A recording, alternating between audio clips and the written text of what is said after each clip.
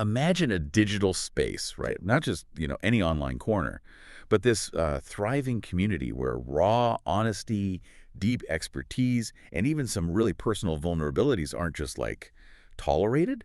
They're actually celebrated, embraced even. What does it really take for someone to build that kind of environment online? And what amazing things happen when they actually pull it off? It's a really interesting question, isn't it? Because it kind of pushes back against how we usually see people online. Yeah, no. We're so used to the polished versions, the highlight reels. But what if, the messy truth, the actual complex person is what really pulls people in, builds that genuine connection? Right, it flips the script. It totally does, Yeah. especially for online leadership. Absolutely. And today, that's exactly what we're doing. We're taking a deep dive into the, well, frankly, extraordinary world of Daniel Hill. Yes. He's a prominent cybersecurity pro, sure, but what's really catching everyone's eye is his huge, dynamic, and pretty influential presence on X Spaces. So our mission today is to unpack his journey there. Right. To trace it from when he first started dipping his toes in, right up to his really intense activity now. And explore why his discussions are so valuable, why people engage so deeply. Exactly. And how his unique approach, this radical transparency and collaboration, has made his spaces a real cornerstone for the whole cybersecurity community online. And as we get into it, you'll really see how consistent, high-quality engagement done publicly can build such a powerful community, how it cements influence. Yeah. But maybe even more profound is seeing how someone can take really deep personal adversity, even trauma, Right. and turn it into this platform for global advocacy, for actual change. There's a key idea here, I think, What's that? that in this often impersonal digital world, being authentically vulnerable, paradoxically, that builds more credibility, more trust than pretending to be infallible ever could. That's a really powerful thought. It's not just about cybersec, is it? Not at all. It's kind of a blueprint for authentic leadership online, for anyone, really. Okay, let's unpack how he did it. Yeah. How he built that. So let's go right back to the start. At Daniel Hill on X Spaces. He kicked things off around October 2020. Right, that's when Spaces was still pretty new itself, wasn't it? Exactly. So he was getting in there early. And at that point, it was about, establishing a presence, figuring it out, testing the waters. Seeing that the reformat worked? Yeah. And we see some early markers, like his first-year anniversary celebration on Spaces. That was October 13th, 2021. Okay. And maybe even more significantly, the very first InfoSec group space. That was back on June 13th, 2021. So he was involved in organizing group stuff early on, too. Seems like it. Yeah. These weren't just random chats. They look like deliberate steps, like planting the first seeds for what came later. That's a good point. It shows intent, right? He wasn't just passively using it. That's He was right. actively experimenting with it for community building, for sharing knowledge right from the get-go. That foundation period, it was probably crucial for him. Learning the dynamics, making those initial connections. Exactly. Laying the groundwork. It shows a bit of foresight, maybe a vision for how he wanted to use it. And what's really compelling is, it wasn't just a flash in the pan. He didn't just try it and drop it. No, the consistency is key. His activity kept going steadily all through 2022. That shows real commitment, doesn't it, to the community, to collaboration. Absolutely. Building anything meaningful online, it takes that kind of just showing up consistently. For sure. And we even saw him back in 2022 openly saying he wanted to collaborate with other big names hosting spaces. Right, reaching out. Yeah, which reinforces that he was using it very deliberately. For outreach, for discussion, it feels strategic, not just casual hanging out. And that steady commitment, as you called it, during that middle period, 2022, it's so important. Why do you say that? Well, it signals he was cultivating relationships, growing his network, building that reputation. As someone reliable, someone engaging you could count on finding there. Not just chasing clicks or viral moments. Exactly. It's about sustained, genuine engagement. That's what builds real trust in the long run. He was proving his reliability. Showing up. Day in, day out, pretty much. Okay, so that consistent groundwork, it really set the stage for what came next. And this is where it gets, well, really interesting. The acceleration phase. Totally. Yeah. We see this huge uptick in frequency more recently, like 2023 to 2025. Yeah. It's not just a little bump. No. It's a massive surge. It completely changes the picture. As of July 2025, get this, Wow. at Daniel Hill hosted 28 spaces in the last 30 days. Wow, 28 in 30 days? That's basically one every single day. Pretty much. I mean, think about that commitment. How do you even maintain that schedule alongside a demanding day job in cybersecurity? That's incredible. That surge, it really marks a clear shift, doesn't it? From like occasional planned events to an almost daily rhythm. Yeah, it shows his strategy for interacting with the community evolved. He went from participating to really leading, facilitating constantly. And if you look at the big picture, over roughly, what, 4.75 years, he's hosted around 447 spaces total, Okay, 447. which averages out to about 94 a year, or like 7, 8 a month, which is already pretty solid. But that recent daily activity. Exactly. That shows this massive, almost exponential increase in frequency, in intensity. It's not just growth. It feels like a deliberate scaling up of his whole approach. And these aren't just him talking to himself, right? These spaces consistently pull in a really engaged audience. The average is 76 participants per live session. 76 live? That's actually really solid for spaces. Yeah, it highlights the impact, the draw of his discussion. Definitely. Because spaces audiences can fluctuate wildly.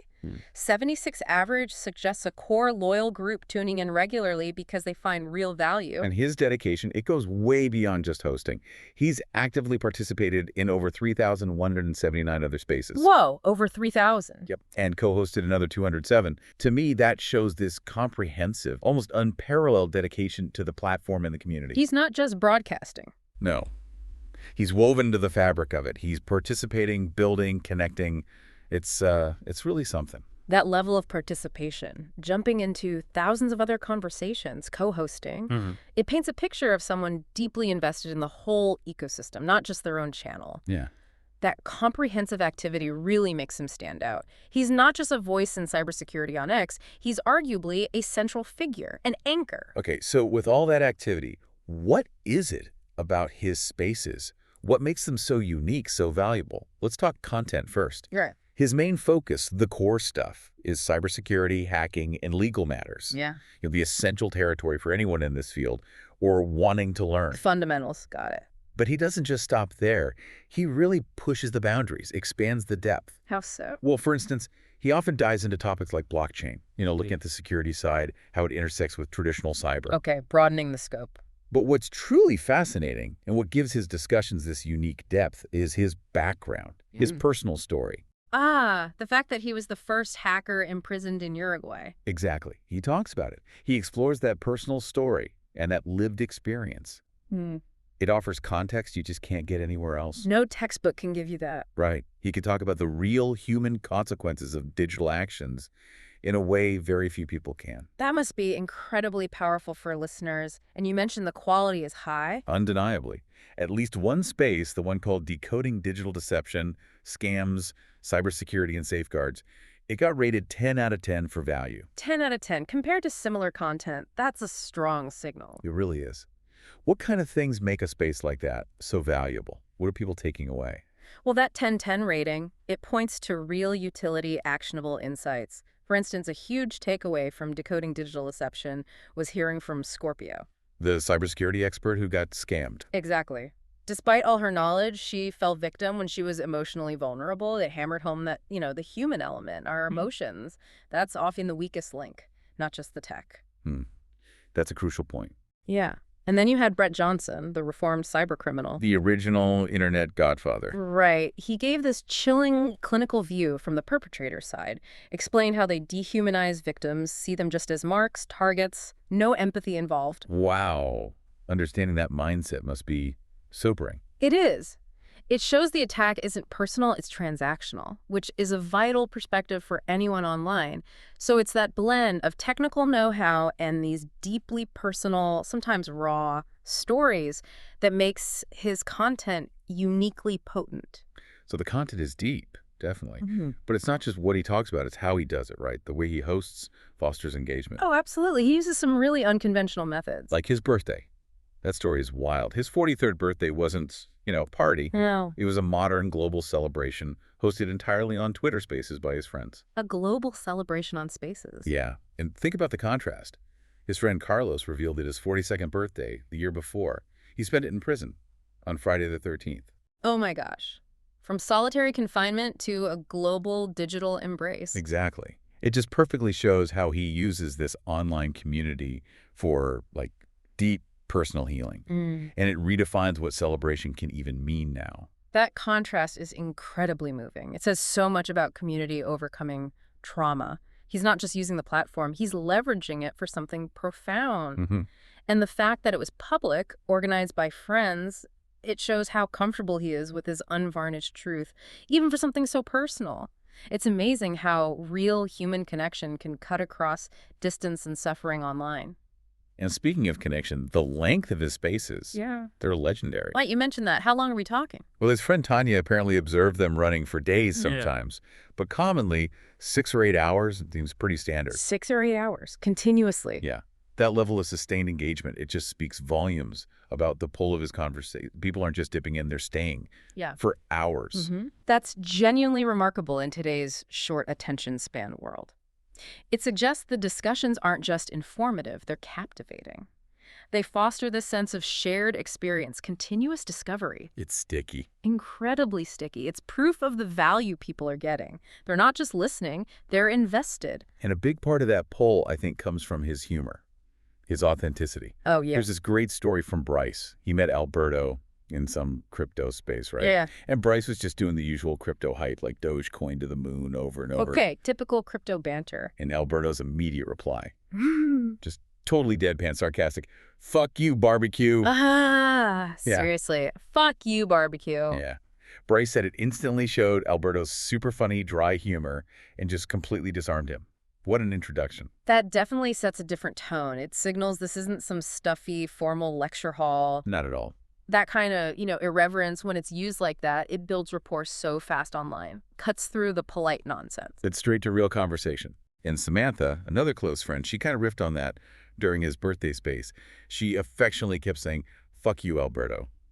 Okay. And then explained that Alberto had told her, apparently in his broken English, that "fuck you" actually meant "I love you." No way. Yeah. It's hilarious, but it shows this quirky, endearing style he has, where even like harsh words can be playful and warm. It's kind of subversively caring. That quirkiness, it connects right back to his radical transparency, doesn't it? How so? It's about being completely unreservedly human, even if it's messy or unconventional.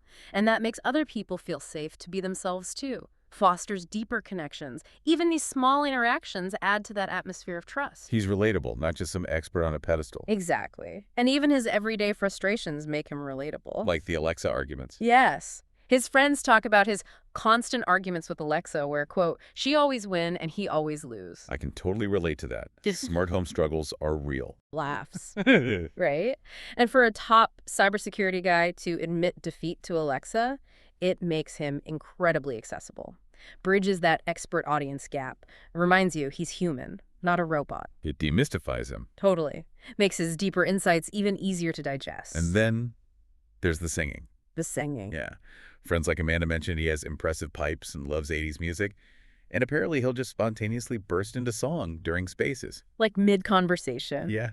Belting out Guns N' Roses' Welcome to the Jungle or Michael Jackson's Beat It. Wow. That adds an unexpected energy. Totally. It's vibrant, joyful, keeps people hooked, makes the whole experience unique. It transforms it from just a Q&A or lecture into something dynamic, immersive, genuinely entertaining. It's not just info, it's connection and fun. No wonder people stick around for hours. It's a masterclass in making heavy topics engaging. It really is. But underneath all that style, the humor, the singing, there's this deep core philosophy. Yeah. Radical transparency. This is central. He openly talks about his flaws, his past mistakes.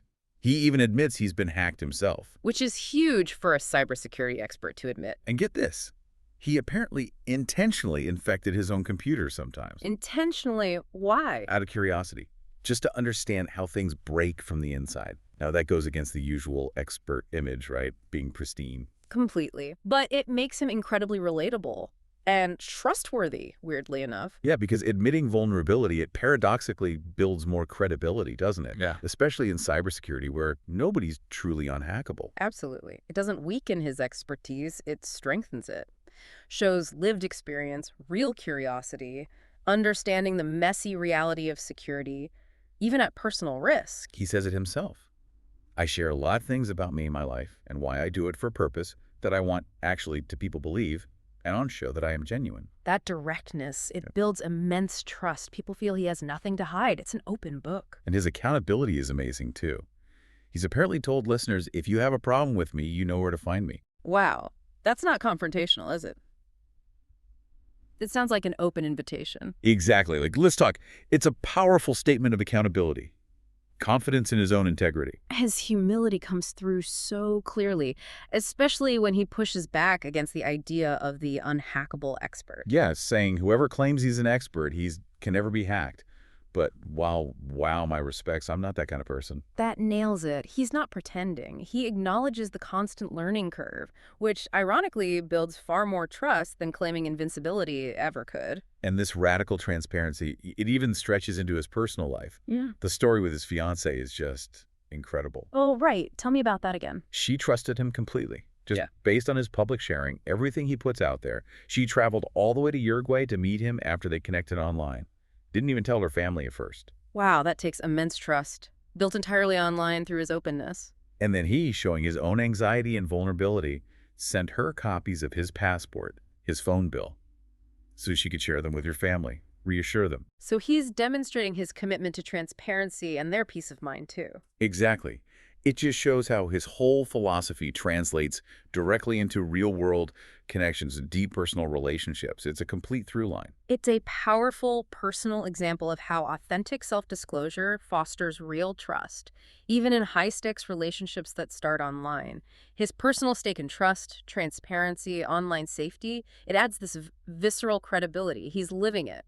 Okay, so beyond his unique style and transparency, he's also a master collaborator. A real community builder. Definitely.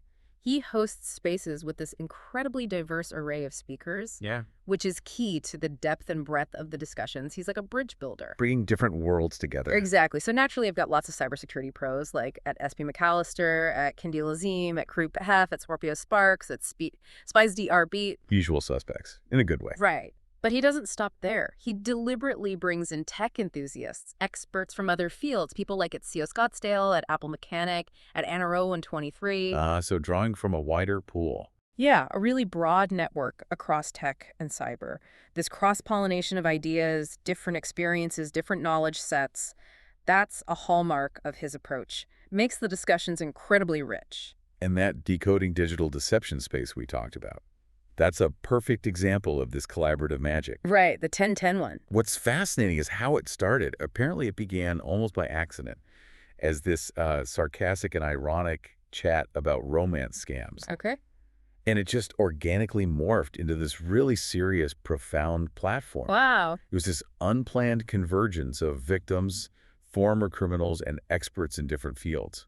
That's what gave it that exceptional depth. That organic evolution says so much about the environment he creates. It's responsive, adaptive, safe, not rigid. Yeah, it wasn't about sticking to an agenda.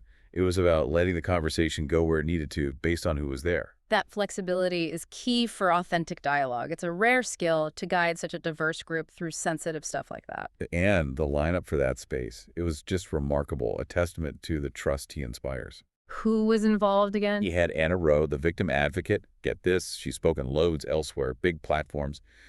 But this was her first ever Twitter space. Really? Why? It highlights the unique trust Alberto fostered, the safety she felt there. Her organization has this crucial no blame, no shame mantra. Essential for victims. Which is vital for fighting that stigma, letting victims share their stories without judgment. Her being there is a huge endorsement of the safe space he built. That no blame, no shame approach dismantles the isolation victims feel. It allows healing, knowledge sharing to actually happen, empowers people who've been silenced. Then there was Brett Johnson, the original internet godfather. Right, with the 39 felonies and prison escape background. Yeah. Heavy stuff. Yeah. And he offered these chillingly clinical insights into the criminal mindset, how they compartmentalize, see victims as just marks, targets, devoid of empathy. Giving that unvarnished perspective from the other side, it's invaluable. Understanding that psychological detachment, the deliberate dehumanization, it helps people protect themselves. It's a brave contribution, pulling back that curtain. And from a totally different kind of ethically gray area, you had Spider. The anonymous member, the black hat activist. Yeah, involved since 2009. He operates outside the usual legal lines, right? Using bait, software, stealers, malware on platforms like Roblox to catch predators. Wow. Actively deploying malware. Yeah, he admits it's illegal, dangerous. But he's driven by this deep frustration with the system failing. believes somebody else has to do what's right. That throws you into the complex world of hacktivism, vigilante justice, his justification that the system isn't working. It highlights this desperate need for action when official channels seem too slow. It's controversial, but forces you to think about legality versus morality online. And finally, you had Scorpio, the cybersecurity expert who was also a victim. The one who fell for the stolen valor scammer? Right. Despite all her tech knowledge, her certs, she shared how vulnerable she was after her dad died. Her story just powerfully showed how intense emotions can override expertise, make anyone susceptible. And she warned how those little personal details we share online, they can be meticulously pieced together by predators to put a target on me, turning harmless info into weapons. Scorpio's story is such a critical, almost painful reminder. No amount of tech skill makes you immune to human manipulation, especially when you're vulnerable. Yeah. It underscores how patient these attackers can be, weaponizing info gathered over time. It's a lesson in holistic digital safety. Guard your emotional state online, too, not just your passwords. This incredible group, the trust they showed Alberto, it just speaks volumes about his impact on community, on relationships. Absolutely. Bryce, his friend, described Alberto beautifully as a daily backstop, a constant, reliable anchor in the spaces world. Always there.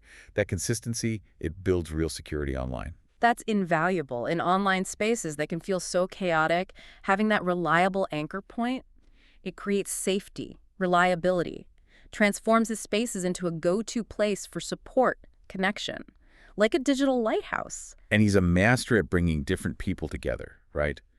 Fostering this unprecedented diversity of perspectives. He's known as a bridge builder. Connecting groups, introducing new viewpoints. Yeah. And his empathy, his compassion, people really feel it.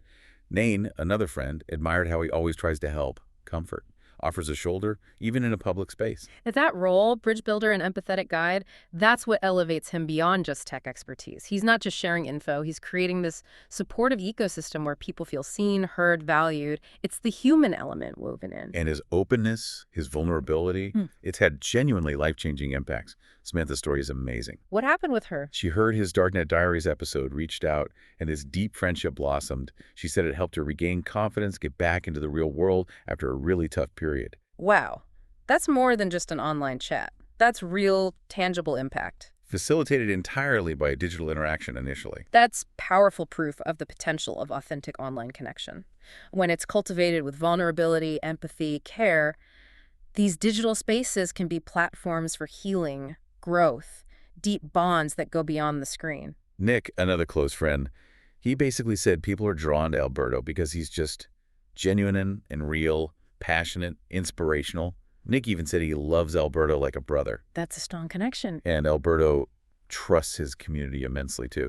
There's this story about him inviting someone called Pot Country Mom to speak in this really chaotic room, empowering her, saying she could save the room. That says a lot about his leadership. He doesn't just control, he empowers. Trusting community members, even in tricky situations. It builds shared ownership, mutual respect, makes it a vibrant, participatory space. Ultimately, Q put it perfectly, called Alberto the common link, who brought so many of their shared friends together. Solidifies his role as this true community builder, facilitating new relationships, strengthening old ones. It's remarkable. He's not just broadcasting, he's weaving a social fabric. His ability to connect disparate people, spark new friendships, that's core to his influence, the vibrancy of his community. He built a network, sure, but really he built a kind of digital family. Okay, let's dig into the foundation of all this influence. His past, his expertise, his mission, it all ties together. Right, a backstory is crucial. He's famously known as Uruguay's first hacker jailed. That label comes from the huge 2017 Operation Bitcoins affair. A very public, high-profile case. Massive. And even though he always maintained his innocence on the specific charges and was eventually cleared after this agonizing 4-year process, that experience is absolutely central to who he is publicly now, his advocacy. That traumatic event, the injustice, he's courageously flipped it, turned it into a core part of his unique credibility in cybersecurity and advocacy. He calls his imprisonment a sad, unbelievable, yet true story that fundamentally changed him. It says it transformed him from being very private, almost invisible online, into this globally visible advocate. It was a crucible. It forged his public persona. And during that incredibly tough time, social media, especially Twitter, became this unexpected lifeline. A lifeline. How so? He calls it a tool for his recovery, for healing. He used it to release all that suffering and pain. Said if his own country wouldn't listen, maybe the 7 to 8 billion people out there online would. That's incredible resilience and strategic. Yeah. He made a conscious choice to externalize his suffering, use social media's reach not just for justice, but to find an audience, learn from it all. Turning trauma into a public platform. Turning personal hell into a universal lesson. Exactly. Yeah. And there was this specific moment, a real catalyst for him. He read a tweet calling his story amazing, incredible, and inspiring. And he realized then, he said, that all this hell I had to live was worth it. That external validation, being seen, understood. It fueled his commitment to sharing, to becoming the advocate he is. That moment of recognition, it didn't just validate the suffering, it transformed it into purpose. Mission showed him his vulnerability could be a source of strength for others, cemented that radical transparency approach. And he has genuinely leveraged his story for actual systemic change. It wasn't just talk. How would that happen? His story got amplified massively. Platforms like Darknet Diaries, episode #25, that has huge reach. I don't know that one. And Les Neumann from Germany's Chaos Computer Club did a presentation on his case. Got 500,000 views just in Germany. 500,000, wow. That international amplification was critical. Yeah, it turned his individual case into this global example of justice system failures, the human cost of misunderstanding tech. Put a global spotlight on it. Made it impossible to ignore. Exactly.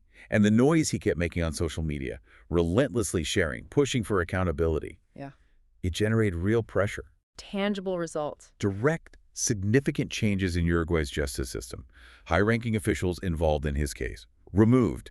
A whole new national cybersecurity unit established, overseen by the principal prosecutor, trained by UK professionals. Seriously, directly because of his case. His case is explicitly named as the point of inflection, the direct reason for those reforms. That's the impact of his advocacy. That's astonishing. One person's advocacy, born from trauma, amplified digitally, leading to that level of systemic government change. It shows the power a single, determined, authentic voice can have online. And the final twist, the ultimate turnaround, it's almost unbelievable. What's that? The very system that jailed him, wronged him, has now invited him to advise the Uruguayan Congress on new cybercrime laws. No way. From prisoner to policy advisor. Yeah, from being a symbol of failure to an architect of future laws. It's an incredible trajectory. It's more than just irony. It's proof of the value of lived experience combined with technical expertise. The system, forced by pressure, evidence, his advocacy, had to acknowledge its flaws and seek solutions from the very person it wronged. Sets a powerful precedent. But let's be clear, his influence isn't just the compelling story. It's built on solid technical ground, too. Right, the expertise is crucial. He's an accomplished computer engineer, ethical hacker, over 2 decades of hands-on experience. InfoSec, computer forensics, IT security management. So, deep practical knowledge. Yeah. And he holds PMP certification. Project management professional. Shows structured approach. Right. And deep knowledge of ISO 27000 standards. The international benchmarks for information security management. So, professional rigor. Definitely. It demonstrates a really systematic approach to cybersecurity. That robust technical background gives him undeniable credibility. It's not just narrative. It's rooted in professional understanding, practical application. He combines that firsthand trauma with formal certified knowledge.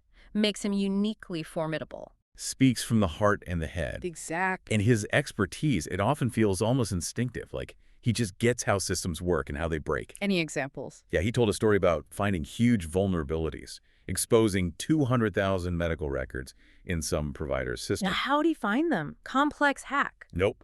Just by trying admin for username and password, or tweaking a parameter in a URL. Basic stuff. Wow.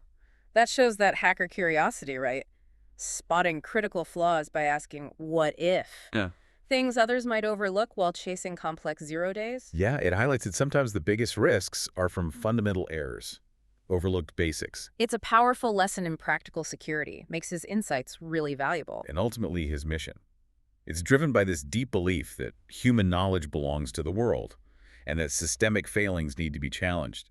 Comes straight from his ordeal. A conviction born from experience. And his purpose seems totally selfless. To help others, guide them in cybersecurity. Crucially, to prevent them from experiencing things like the things that I have to experience. It's altruism born from pain. That selfless motivation underpins everything. His transparency, his commitment to public education. He's not after fame. He wants collective protection, systemic improvement. Make his pain serve a higher purpose. And his ethics seem rock solid, unshakable. How so? He consistently refused chances to use his skills illegally, even when he was totally broke, facing dire circumstances. Flatly said he'd prefer to start living on the streets rather than compromise his values. Wow, that's integrity. Yeah. And he approaches it all with humility. Doesn't see himself as a Superman or hero, calls himself an example of what anybody could have done with enough determination, credits his mother for his resilience. That unwavering moral compass, especially under pressure, it's impressive, reinforces his credibility, and the humility makes him even more inspirational. Shows that overcoming adversity, contributing, it's within reach for anyone. Okay, let's shift gears a bit. Talk about his strategic outreach, how he fits into the wider digital landscape. His adaptability is fascinating here. Right, how he engages with different communities. Initially, he was pretty skeptical about the whole Web 3.0 NFT scene. Oh, really? Yeah, compare them to a strange cult. Pointed to the similar profile pictures, thought they were maybe insular, which, is a common first reaction for many tech traditionalists. It is. That initial skepticism is important, though. It shows his current involvement isn't just hype chasing. Yeah. It means his embrace of it now came from actual evaluation, observation, personal experience. Makes his commitment now more meaningful because it was earned. He changed his mind based on what he found. Totally. Because now, his view has done a complete 180. How so? He emphatically calls these communities family, says it's a place where people actually care about each other, declared, "I'm here, I'm never leaving." Wow, from strange cult to family, that's a huge shift. It is. And the fact that he adopted an NFT for his own profile picture, even though it wasn't one of the common animal ones, it shows real integration, deep engagement. It's a symbol of his adaptability, his willingness to rethink based on genuine experience. That transformation really highlights his flexibility, intellectually and emotionally. He didn't just find abstract value, he found real connection, support, belonging in unexpected places. That's a huge asset in the fast-changing digital world. Lets him connect even more broadly. And his presence, we can quantify it too, gives a sense of his reach. The numbers? His Twitter profile, 47,000 followers, and a massive 87,000 tweets. 87,000 tweets. That's an enormous footprint. Very active. It points to real, consistent impact. A loyal, engaged community. And the engagement metrics back that up, right? Posts about his spaces getting thousands of views. Yeah, up to 3,807 views mentioned for some posts. Shows strong, consistent interest. It's clear people are actively listening, engaging, not just him shouting into the void. It underscores his relevance, the value people find in his content, his story, the discussions he leads. So how does he stack up compared to others in the cybersecurity space online? It's hard to get exact data on everyone's space's activity. True. Direct comparisons are tricky. But his numbers are just exceptional. 447 spaces, hosted over nearly 5 years. And that recent frequency, almost one a day. It strongly suggests he's among the most active and influential figures in cybersecurity on X.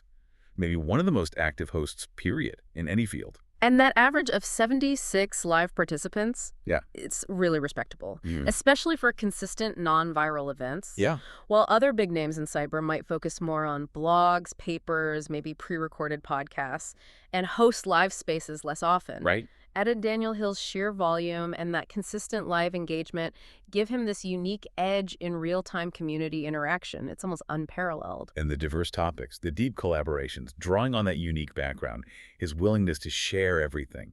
It lets him attract a much broader audience than someone focused only on a narrow niche. Exactly. It reflects this evolving, really effective strategy for outreach and community building that goes beyond typical boundaries. Yeah, he's not just a cyber expert delivering info. No, he's kind of a digital pioneer in authentic community building, leveraging his whole complex, unvarnished self to create this unique and deeply influential online presence.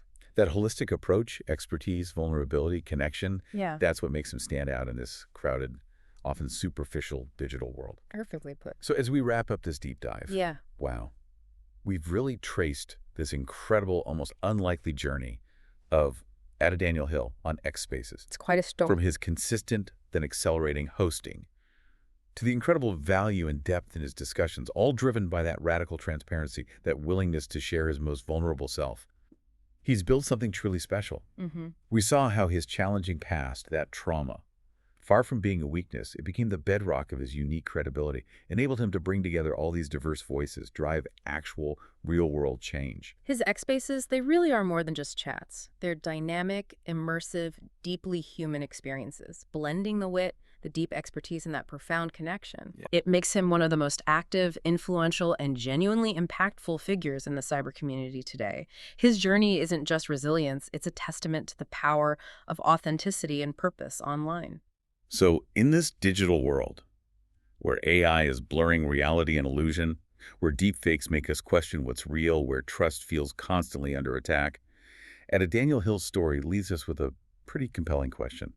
For you, the listener, how might embracing your own authentic truth, all of it, the complexities, the imperfections, the unique experiences, even the vulnerabilities, how might that empower you to build stronger connections, foster deeper trust, maybe contribute more meaningfully to the challenges, the opportunities of our shared digital future? It's a powerful thought. Could radical honesty, in a world of increasing digital fakeness, could that actually be our most potent weapon for navigating and shaping whatever comes next online?